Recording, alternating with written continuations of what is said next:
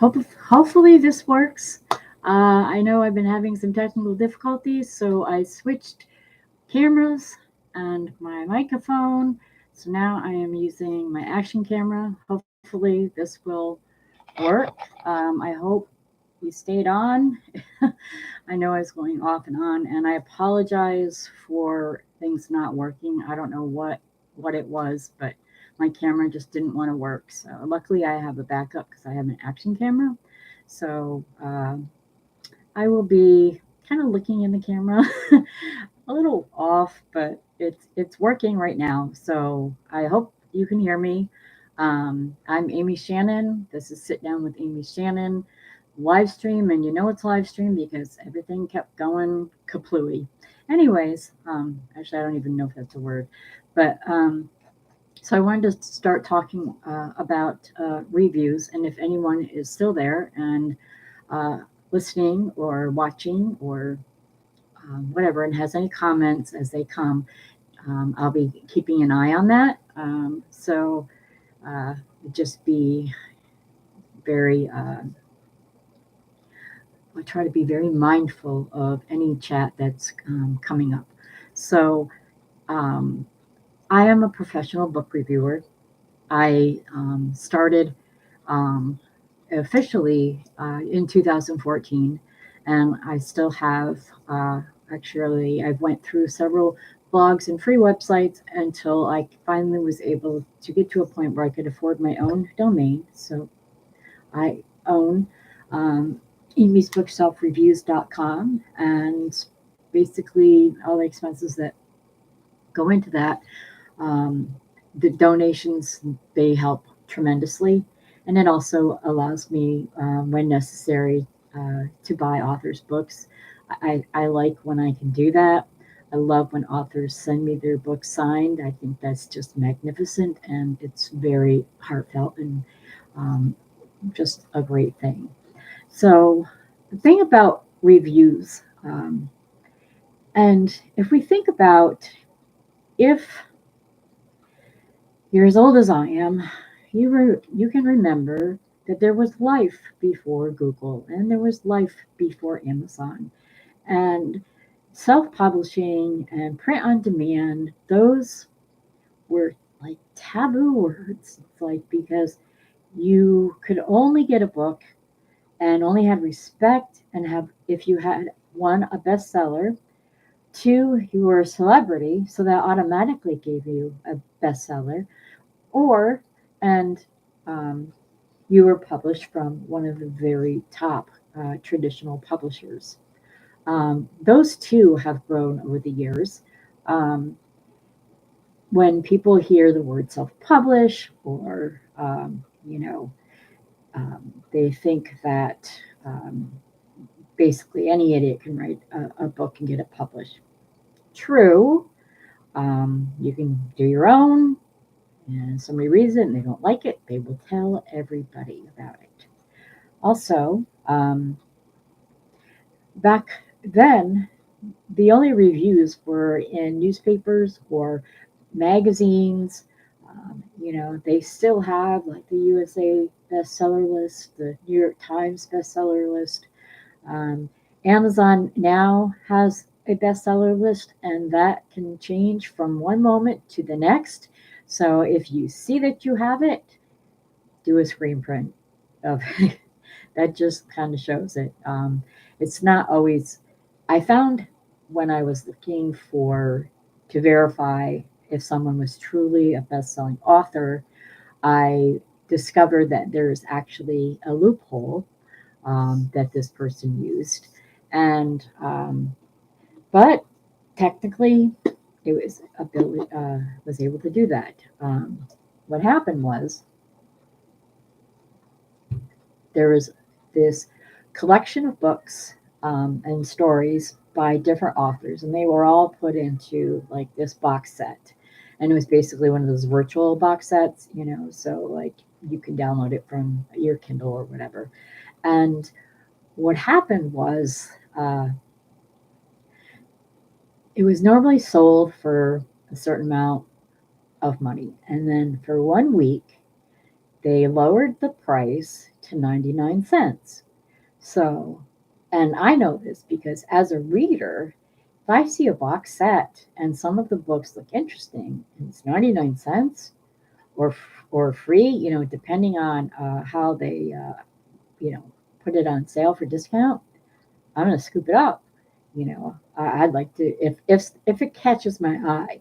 So what happened was that technically this person was on the bestsellers list for about a week because for that week their book was among all these other books in a box set and it only cost 99 cents. So anyone like me, if you can get something for free, something good for free, um, then you're going to snatch it up. So that's how things become bestsellers. Not all of them. Many of them they're legitimate, and that I found was just kind of like a loophole because who knows which, if any of those books for one were any good, or if maybe one or two was good, and maybe that one for that particular author saying I was on the bestseller list. And it took a lot of digging to find out, and that's how I figured out what it was. And so technically, his book was on the bestseller list. However, can you prove that it was actually his book that everybody enjoyed reading? No. So just because, and the truth is too, just because something is on the bestseller list, if it doesn't stay there very long, it just means that people read it and told their friends not to read it. Um, Sometimes the anticipation of a book coming out, especially if it's written by someone you know or some one of your favorite authors or a favorite celebrity, and you just can't wait to read it, and then it's either really good, it's really so-so, or it's just gonna sit on your coffee table and collect dust, or wherever you put books. Maybe it's holding up the lopsided coffee table. Never mind. So I guess that I don't have a following anymore because of all of my technical difficulties. But I am going to endure and keep talking. Um, I am sorry that my live streams just basically just crashed and burned. So now I know that for next month, um, I will use this camera because it seems to be working well. So another thing I can use my action camera for. Um, it's certainly not action. Anyway, so back to reviews. Now, um, some sites have are like libraries. Goodreads is like a library, um, and it tells you where you can purchase certain books. It also gives you information about books, and maybe that book has had several editions and several covers, all those things. As I'm a Goodreads author. I have my books as under Amy Shannon, the author, and I have a Goodreads account um, behind for just Amy's Bookshelf reviews, and that's what I used to post my reviews on. Um, and it's a really good site. There are a few things that um, there's if a book hasn't been published yet, you could still post a review on it. And of course, if you are reading the book because it's coming up on a release, which I do that all the time for authors, I read their books and release my review of their book on the date that the book gets released. But Goodreads will actually allow you to post it prior. They also don't have filtering for authors, and I've seen this happen, who reviewed their own work. Um, of course, an author is going to say my book's the best in the whole entire world. Um, and maybe it is, but um, the author should tell us that in a promotion, not in a review for their book.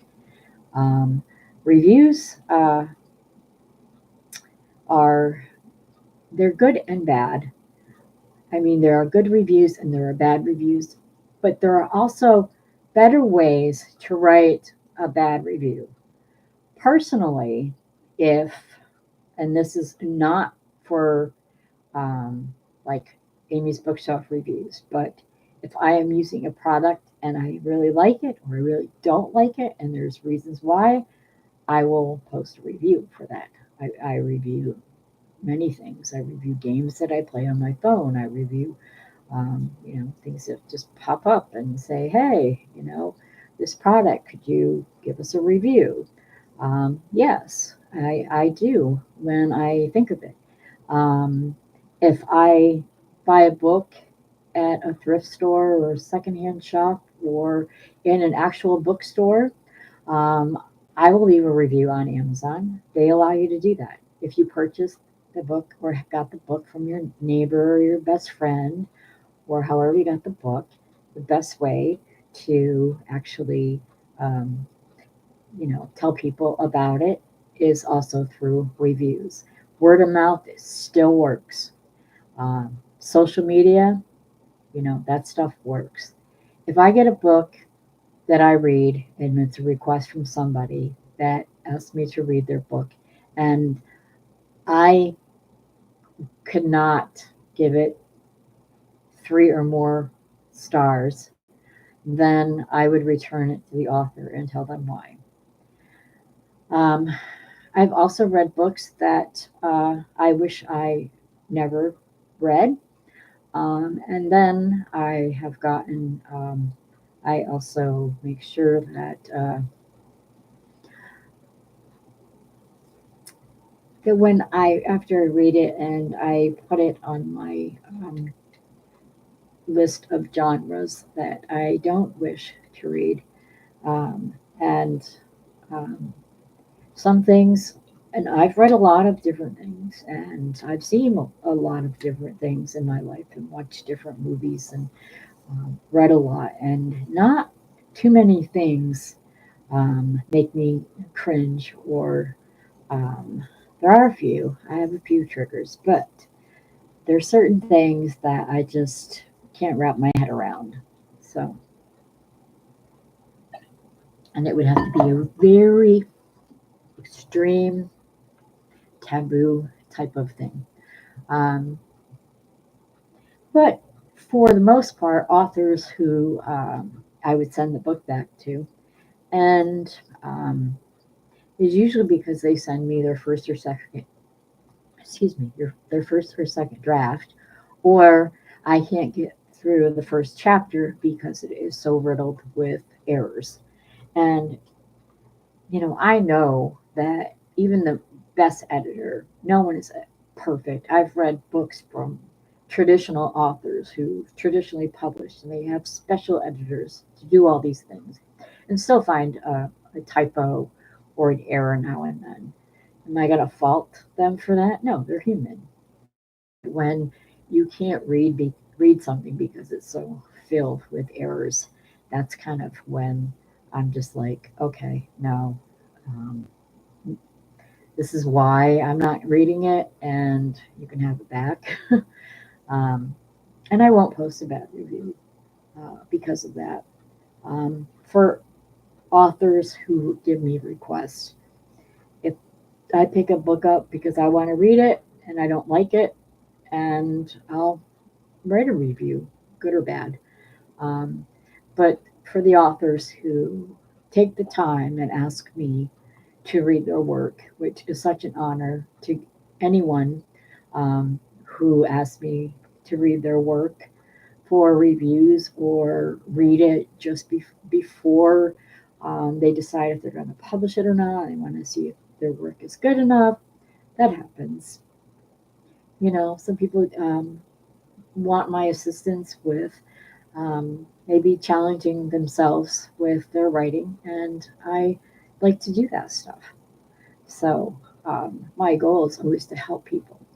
When you do have a good review, you can use that, and a lot of authors know that they could take a quote of one of their really good reviews and they could put it on their book cover. They could put it inside their book as an acknowledgement page or praise page for that particular book.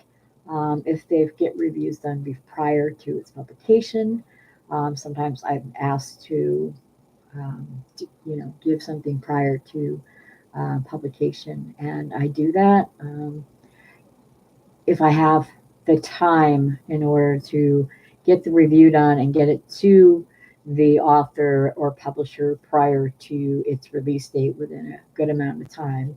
That gives me time to actually read it and get the review written.